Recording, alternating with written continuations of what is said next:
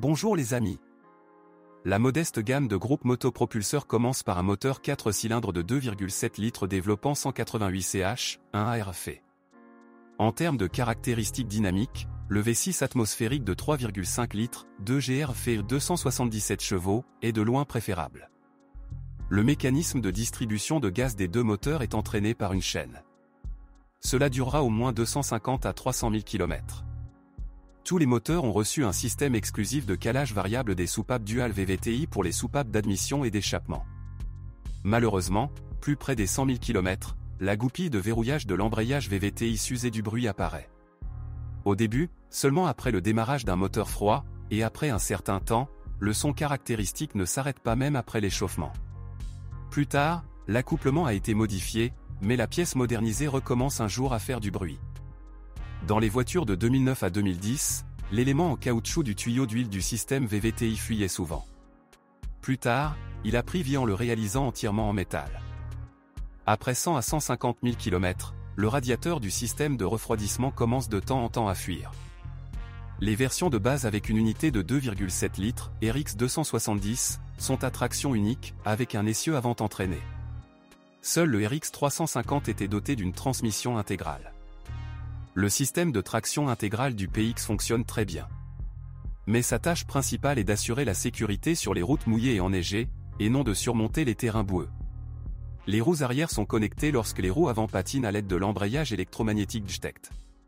Le système de transmission intégrale ne pose aucun problème.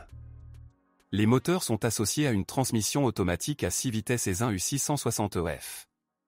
La machine est très fiable, il n'y a pratiquement aucun dysfonctionnement. Avec un renouvellement d'huile régulier, tous les 60 000 km, la transmission automatique est garantie pour durer plus de 300 000 km. La version hybride du RX 450h mérite également d'être considérée. Bonjour les amis, vous cherchez une voiture d'occasion, vous devez prêter attention au site web carm.pro. Carm.pro est grand catalogue de voitures, moteurs, boîtes de vitesse. Et le meilleur, c'est que vous pouvez trouver des informations sur les pannes de n'importe quelle pièce. Complètement gratuit. Allez sur le site web carm.pro et découvrez tous les éventuels points faibles des voitures d'occasion.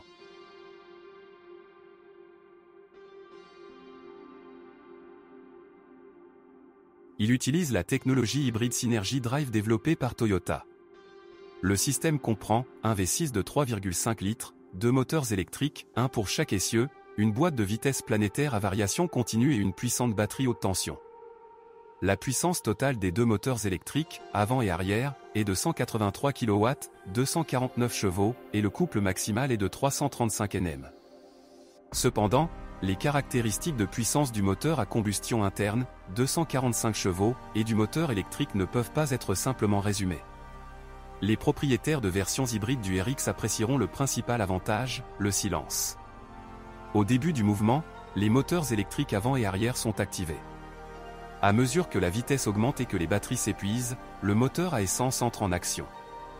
Le moteur principal est un 2GR FX atmosphérique, 245 chevaux. C'est un analogue du 2GR fait, mais fonctionne selon le cycle Atkinson, à un taux de compression inférieur. Il se caractérise par des affections courantes, dont le bruit de l'embrayage du système VVTi.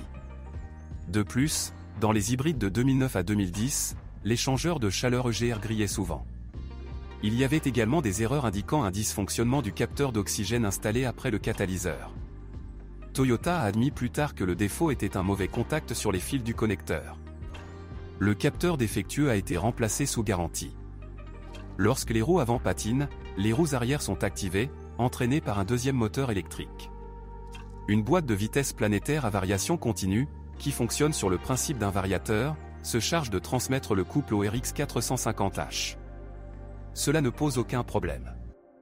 La réserve d'énergie est stockée dans une énorme batterie de traction située sous les sièges de la deuxième rangée. Jusqu'à 200 000 à 300 000 km, il n'y a pas lieu de s'en inquiéter.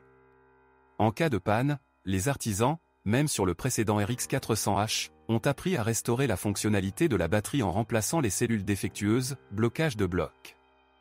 Les versions européennes pourraient être équipées d'une suspension pneumatique avec possibilité de modifier la garde au sol. Toutes les autres voitures avaient une suspension conventionnelle, sur ressort. Elle est un peu plus dure. L'essieu avant est doté de jambes de force McPherson et l'essieu arrière de double triangulation. Il est à noter que le lourd RX, plus de 2 tonnes, n'aime pas les manœuvres brusques à grande vitesse. Les amortisseurs avant sont les premiers à céder dans la suspension. Ils commencent à fuir après 50 à 100 000 km. Au 100 à 150 000 km, c'est au tour des amortisseurs arrière et du bloc silencieux arrière du levier avant. À peu près au même moment, il est nécessaire de changer le bloc silencieux avant du bras oscillant de suspension arrière. Dans le même temps, il souffre souvent de craquements bien avant sa mort. Avec l'âge, les boulons de carrossage de la suspension arrière deviennent acides. Après 100 à 200 000 km, les roulements de roues sont également abandonnés. Celui avant est remplacé séparément et celui arrière est assemblé avec le moyeu. L'un des défauts désagréables est un bruit de cognement dans le mécanisme de direction. Il y a plusieurs raisons à cela: usure de l'engrenage en plastique de la boîte de vitesse de l'amplificateur, rupture du ressort de la vis sans fin de l'entraînement électrique ou encore usure de l'arbre intermédiaire de la colonne de direction, la moins courante. Les voitures de 2009 à 2010 sont plus susceptibles de tomber en panne. Cependant, il y a aussi des plaintes parmi les propriétaires de RX plus jeunes. Heureusement, le problème n'affecte pas la sécurité. Les freins nécessitent des soins, entretiens, réguliers, sinon ils deviendront acides par la suite. Le corps n'est pas sujet à la corrosion. Cependant, après 3 à 5 ans, de nombreux propriétaires ont remarqué l'apparition de taches rouges sur la porte du coffre, elle n'est pas galvanisée. Certains propriétaires ont réussi à repeindre la pièce sous garantie. Les éléments décoratifs chromés suscitent également des critiques. Les propriétaires se plaignent également des craquements dans l'habitacle et de l'usure rapide de la sellerie cuir des sièges avant. Les voleurs de voitures attaquent souvent les éléments des rétroviseurs latéraux. Parfois, le système audio premium marque le son tombe en panne, le son disparaît et le disque s'éjecte spontanément. Souvent, un simple nettoyage de tous les connecteurs, contacts et boutons est utile. Pour ce faire, vous devrez retirer l'unité principale. Soudainement, votre disque dur peut également devenir engourdi. Parfois, il peut être réactivé après avoir reflashé le système audio. Les phares commencent à briller sous leur nez, ils montent moins souvent, à cause d'un capteur de position du corps défectueux, l'articulation devient aigre. Si vous connaissez d'autres dysfonctionnements de modèle, assurez-vous d'en parler.